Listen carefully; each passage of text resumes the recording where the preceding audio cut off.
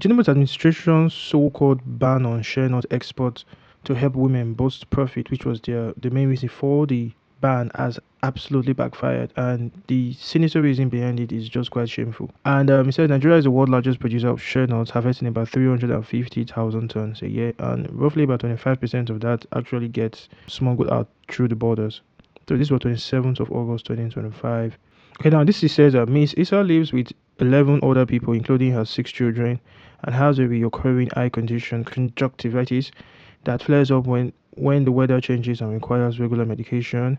She says we are feeling hopeless. We cannot eat. We do not have money, and our children can no longer go to school. She says, before the export ban, she earned up to 5,000 naira a day, enough to cover school fees, which she paid daily, and her medicine. Now her income has dropped to less than half of that. So basically, these women that they made these policies to help are the most affected.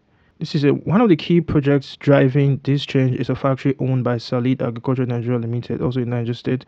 The plant, which is owned by an ally, I repeat, a friend of the current administration, has been described as Africa's largest facility dedicated to just producing shea butter, boasting an annual production capacity of 30,000 tons. It aims to produce butter for cosmetics, food, and pharmaceuticals. Just 30,000 tons. Remember, Nigeria produces roughly 350,000 tons a year, and we're placing a ban. And this administration placed a ban because their friend opened a factory that can only uptake 30,000 tons. So you place a ban on it. Now you force the prices to collapse. You placed a ban because you wanted to support these women that you said were underserved. Now they are making less than half of what they were making before. You've made their lives worse only to profit your friend. He said the export ban came into effect just 2 weeks after this new factory was opened. But overall, there are not enough processing plants in Nigeria to cope with all the Sheanuts that could be harvested. The ban came into effect 2 weeks after a friend of this administration opened his factory. You cannot deny the connection there. Unsurprisingly, Ali Saidu, Salih's managing director, seized the opportunity in the export ban. He says we are seeing so many responses now from Sheanut suppliers. He says before the ban, Mr. Salih rarely received calls from traders. Immediately after, they began calling us, asked us how they could supply. You've been operational for just 2 weeks.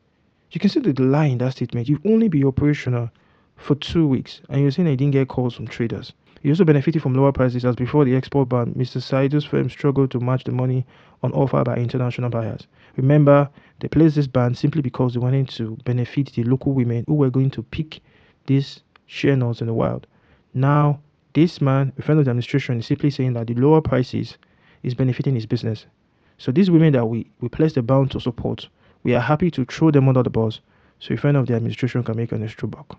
Nigerian politicians do not care about the average Nigerian. All they want to do is make way and make opportunities for their friends to get richer and make more money.